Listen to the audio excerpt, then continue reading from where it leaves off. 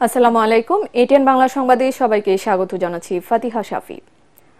Hotel ও রেস্তোরাঁ খাতে VAT আগের মতো ৫% রাখার নীতিগত সিদ্ধান্ত নিয়েছে জাতীয় রাজস্ব বোর্ড। এ বিষয়ে আজই আদেশ জারি করবে এনবিআর। এছাড়া ওষুধ এবং আইএসপি ব্যবসায় ভ্যাটের হার কমতে পারে। এর আগে গত ৯ জানুয়ারি শতাধিক পণ্য ও সেবার উপর ভ্যাট ও সম্পূরক শুল্ক বৃদ্ধি করা হয়। এর মধ্যে রেস্তোরাঁয় খাবারের বিলের উপর ভ্যাট ৫% থেকে বাড়িয়ে ১৫% ও আইএসপির ওপর 10% সম্পূরক শুল্ক আরোপ করা হয়। ওষুধের ক্ষেত্রে স্থানীয় ব্যবসায়ী পর্যায়ে ভ্যাট ২.৪ থেকে বাড়িয়ে ৩% করা হয়। মূল্য সংযোজন কর ও সম্পূরক শুল্ক আইন সংক্রান্ত অর্ডিন্যান্সের মাধ্যমে রেস্টুরেন্ট সেবার ক্ষেত্রে যে 5% ভিএটি প্রযোজ্য ছিল সেটিকে বাড়িয়ে 15% ভিএটি আরোপ করা হয়। পরবর্তী সময়ে সরকার কর্তৃক এই সিদ্ধান্ত কিছুটা পরিবর্তন করে পুনরায় 5% ফিরিয়ে নেওয়ার জন্য সিদ্ধান্ত দিয়েছে এবং সেই মোতাবেক জাতীয় রাজস্ব বোর্ড ইতিমধ্যে কার্যক্রম গ্রহণ করেছে। 15% ভিএটির স্থলে 5% মূসক আরোপিত হবে রেস্তোরাঁ সেবার ক্ষেত্রে। সব মামলায় খালাস পাওয়ায় ১৭ বছর পর আজ কারামুক্ত হচ্ছেন সাবেক স্বরাষ্ট্র প্রতিমন্ত্রী লুৎফুজ্জামান বাবর। দুপুরে তিনি কেরানীগঞ্জ কেন্দ্রীয় কারাগার থেকে ছাড়া পেতে যাচ্ছেন বলে জানিয়েছে কারা অধিদপ্তর। চট্টগ্রামে আলোচিত 10 ট্রাক অস্ত্র চোরাচালানের ঘটনায় অস্ত্র আইনে করা পৃথক মামলায় যাবজ্জীবন কারাদণ্ডের দায় থেকে খালাস পান বাবর। ফলে বাবরের কারামুক্তিতে আর কোনো বাধা নেই।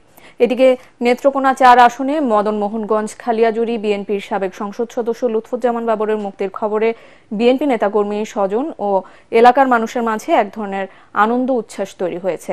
তার নির্বাচনী এলাকা ছাড়াও ময়মনসিংহ নেত্রকোনায় অসংখ্য তোরণ নির্মাণ করা হয়েছে।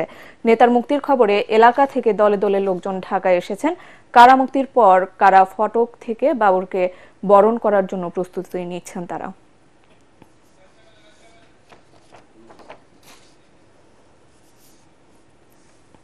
জুলাই গণ অভ্যুত্থানের ঘোষণাপত্র চূড়ান্ত করতে রাজনৈতিক দল ও অন্য অংশীজনদের সঙ্গে আজ সর্বদলীয় বৈঠক ডেকেছে অন্তর্বর্তী সরকার। বিকেল ৪টায় শুরু হতে যাওয়া বৈঠকে প্রধান উপদেষ্টা ড মোহাম্মদ ইউনূস ও 4 জন উপদেষ্টা উপস্থিত থাকবেন।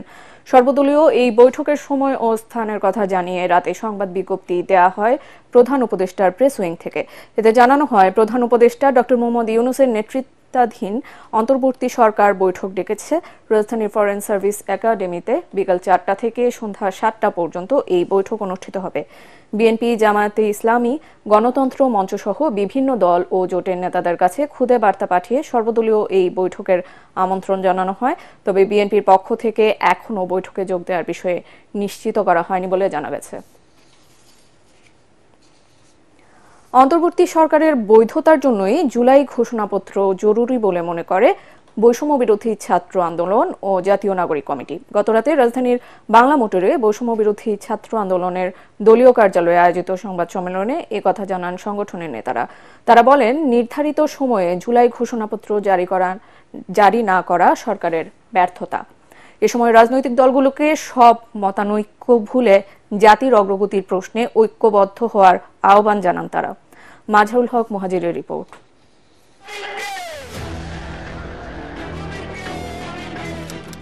জুলাই ঘোষণাপত্র নিয়ে গেল বছরের ৩১ ডিসেম্বর ১৫ দিনের আলটিমেটাম দেয় বৈষম্য বিরোধী ছাত্র আন্দোলন। এর মধ্যে দেশব্যাপী চলে ঘোষণাপত্র নিয়ে প্রচার ও জনসংযোগ। কিন্তু ঘোষণাপত্র নিয়ে সরকারের তরফ থেকে এখনো কোনো নির্দিষ্ট দিনক্ষণ না প্রকাশ করায় ক্ষোভ প্রকাশ করে বৈষম্য বিরোধী ছাত্র আন্দোলন ও জাতীয় নাগরিক কমিটির নেতারা। গত ১৫ দিনের প্রোক্লামেশন ইস্যুতে সরকারের তেমন কোনো দৃশ্যমান পদক্ষেপ নেই। সরকার বৈষম্য বিরোধী ছাত্র আন্দোলন সহ রাজনৈতিক দলগুলোর সঙ্গে সংলাপও শুরু করেনি। আমরা সরকারের এই অনীহা ও ধীরগতির তীব্র নিন্দা জানাচ্ছি। সরকারের মন্থর গতি এবং নির্জীব মনোভাবের আমরা তীব্র প্রতিবাদ জানাচ্ছি।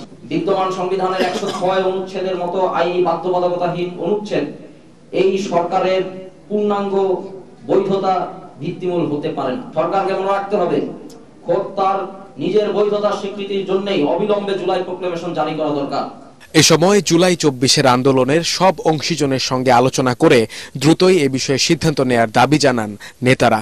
১৫ তারিখের মধ্যে সরকার ভিজিবল অনেকগুলো উদ্যোগ নিতে পারত, সেটা সরকারের একটা ব্যর্থতার পরিচয় হয়েছে। কিন্তু সকলকে একসাথে আলোচনা টেবিলে, বাংলাদেশে এটা গত ৫৩ বছরের একটি পলিটিক্যাল কালচার, একসাথে বসা, একসাথে আলোচনা করা বা সিদ্ধান্ত নেওয়া, জাতির প্রশ্ন ঐক্যমত পোষণ করা, এগুলো বাংলাদেশের কালচারটা নষ্ট হয়ে গিয়েছে। আমরাও সেই কালচার কিভাবে ফিরিয়ে আনা যায়, বর্তমান ছাত্র জনতা সরকার সে উদ্যোগটি নিয়েছে। এদিকে প্রধান উপদেষ্টা ডক্টর মোহাম্মদ ইউনূসের নেতৃত্বে বিকেলে ফরেন সার্ভিস একাডেমিতে জুলাইয়ের ঘোষণাপত্রের ওপর সর্বদলীয় বৈঠক অনুষ্ঠিত হতে যাচ্ছে। বৈঠক থেকে ঘোষণাপত্র প্রকাশের সুনির্দিষ্ট তারিখ জানানোর প্রত্যাশা ব্যক্ত করেন সংগঠন দুটির নেতারা।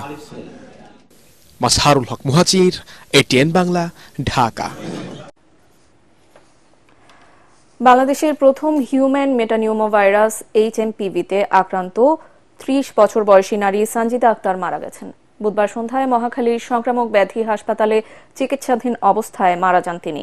হাসপাতাল কর্তৃপক্ষ বিষয়টি নিশ্চিত করেছে। চিকিৎসকরা জানিয়েছেন, সঞ্জিদা আক্তার শুধু HMPV ভাইরাসের কারণে মারা যাননি, স্থূলতা, নিউমোনিয়া ছাড়াও কিডনি সংক্রান্ত শারীরিক জটিলতায় ভুগছিলেন তিনি।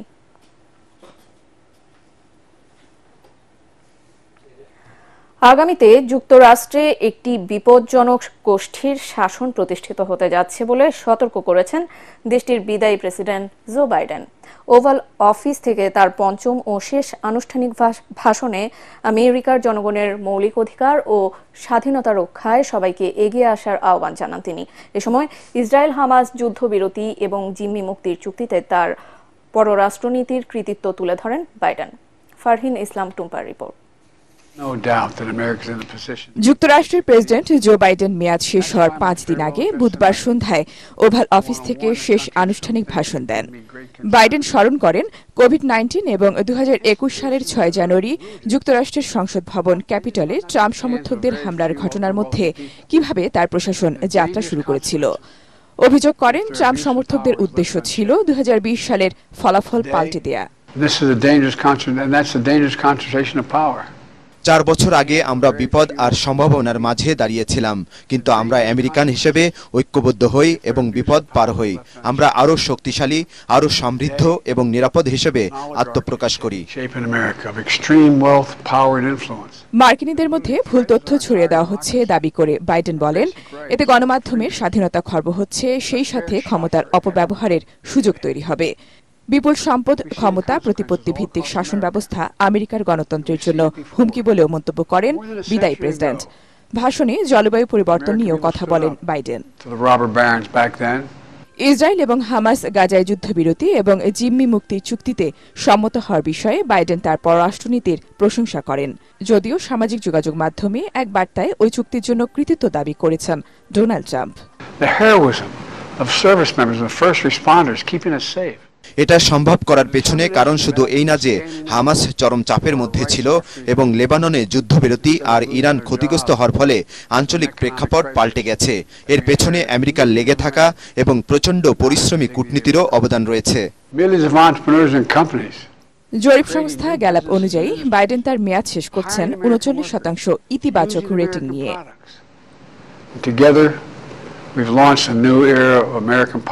ফারহিন ইসলাম টুম্পা, এটিএন বাংলা। দর্শক, এই ছিল এখনকার মতো। রইল পরবর্তী সংবাদ দেখার আমন্ত্রণ। এটিএন বাংলা সংবাদ ইউটিউবে দেখতে ব্রাউজ করুন, youtube/ATN Bangla News। ধন্যবাদ।